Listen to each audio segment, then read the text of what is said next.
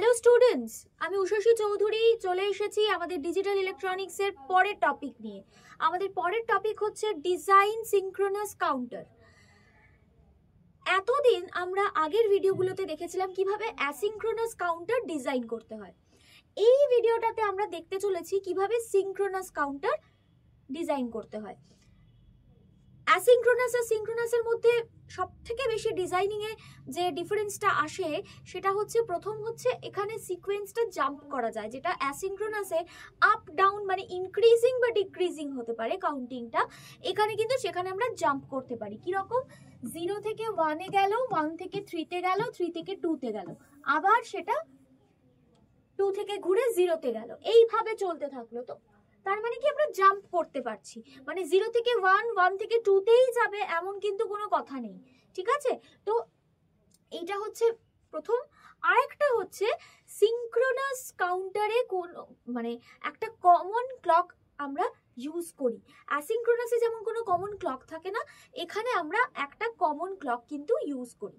আচ্ছা, এবার চলো একটু দেখে নেওয়া যাক কিভাবে আমরা ডিজাইনটা করব। আচ্ছা, প্রথমে হচ্ছে প্রেজেন্ট স্টেট, তারপর আমরা নেক্সট স্টেট করব। Present state, next state. তাহলে এখানে হচ্ছে Q0, Q1, Q0 বার, Q1 বার। আর এখানে আমরা এক্সাইটেশন টেবিল বানাবো, D0, D1। আচ্ছা, এক্সাইটেশন টেবিলে আমরা পরে আসছি, প্রথমে হচ্ছে প্রেজেন্ট স্টেট আর নেক্সট স্টেটে আসি। আচ্ছা, Q0, Q1 প্রথমে কি হবে?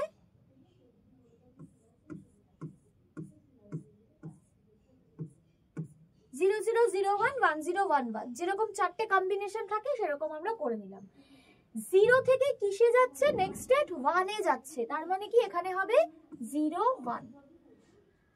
আচ্ছা, 1 থেকে কোথায় যাবে? 3 তে। 1 থেকে তার মানে 3 তে হলো। 3 থেকে 2 তে, 3 থেকে 2, এখানে কি আছে? 2, তাহলে 2 থেকে কততে যাচ্ছে? 0 তে যাচ্ছে, তাহলে 2 থেকে 0 তে।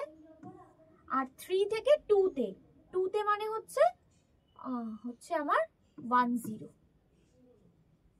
এই হলো, তার মানে আমি প্রেজেন্ট স্টেট এবং নেক্সট স্টেট পেয়ে গেলাম। এখান থেকে জাস্ট 0 থেকে কততে যাচ্ছে, 1 থেকে কততে যাচ্ছে, 3 থেকে কততে যাচ্ছে, 2 থেকে কততে যাচ্ছে, মানে 2 এর পরের নেক্সট স্টেট কত, ঠিক সেটা আমরা বসিয়ে নিলাম।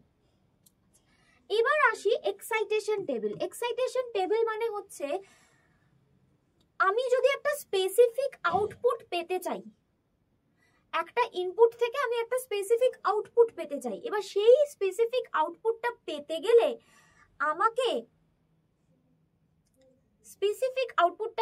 আমাকে কি ইনপুট দিতে হবে, সেই ইনপুটটাই হচ্ছে আমাদের এক্সাইটেশন টেবিল। আমরা এক্সাইটেশন টেবিল যদি দেখি ডি ফ্লিপ ফ্লপের ক্ষেত্রে, সেখানে আমরা দেখেছি যে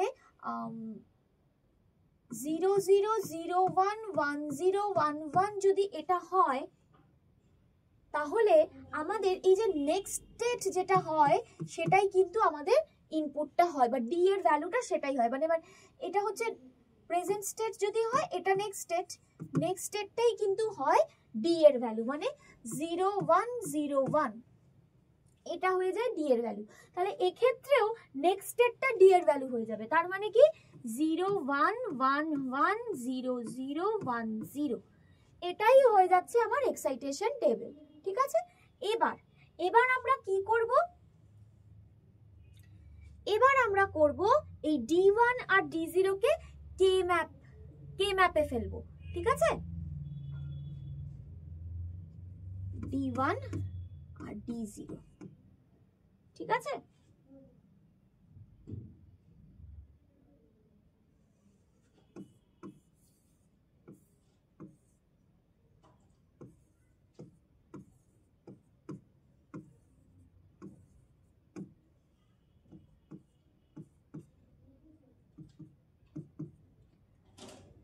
আমরা জানি Q0 Q0 বার, Q1 Q1 বার, এটা হবে 0 0, এটা 0 1 0 1, তাহলে 0 0 0 1।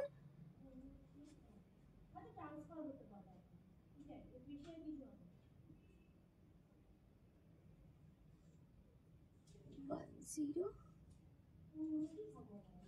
আচ্ছা D0 তে কি হচ্ছে 1 1, তার মানে হচ্ছে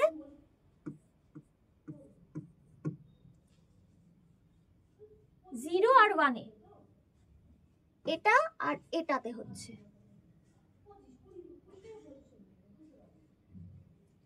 এটা হয়ে যাচ্ছে 1 0, এটা হচ্ছে 1 1, তাই তো, কারণ 1 1 1 0।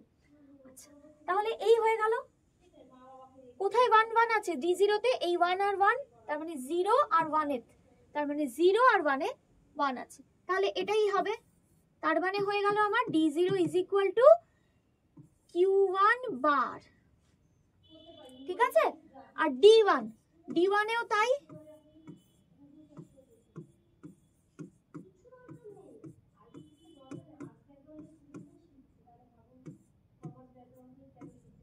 Zero zero zero one one zero one one. তাহলে কোথায় আছে? 1 আর 3 তে আছে হচ্ছে D1। D1 এ 1 কোথায় আছে? 1 এ আর 3 তে, তাহলে 1 এ আর 3 তে, তাহলে এটা হয়ে গেল। তাহলে D1 is equal to Q0, ঠিক আছে। তাহলে D1 is equal to Q0, D0 is equal to Q1 বার, ঠিক আছে। এবার আমরা ড্র করব। D1 ইজ ইকুয়াল টু কি পেয়েছি? D1 is equal to Q0 আর D0 is equal to Q1 bar.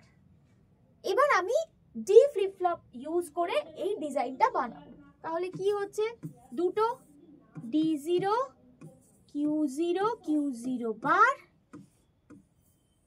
D1 Q1 Q1 বার। একটাই ইনপুট হয়, একটা কমন ক্লক থাকে, তাই তো, ঠিক আছে। D1 কি পেয়েছি? Q0,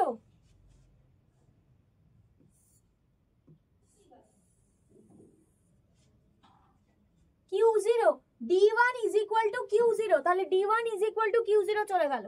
আর D0 কি পেয়েছি? D0 কি পেয়েছি? Q1 বার। হয়ে গেল আমার ডিজাইন। D1 কার সাথে কানেক্টেড আছে? Q0, আর D0 কার সাথে কানেক্টেড আছে? Q1 বারের সাথে। বাস হয়ে গেল আমার সিনক্রোনাস কাউন্টার ডিজাইন করা। আশা করি এইভাবে আমরা যেরকমই সিকোয়েন্স আমাদের থাকুক না কেন, আমরা কিন্তু এইভাবে কাউন্টার সিনক্রোনাস কাউন্টার ড্র করতে পারি। চলে যাব আমাদের পরের ভিডিওতে।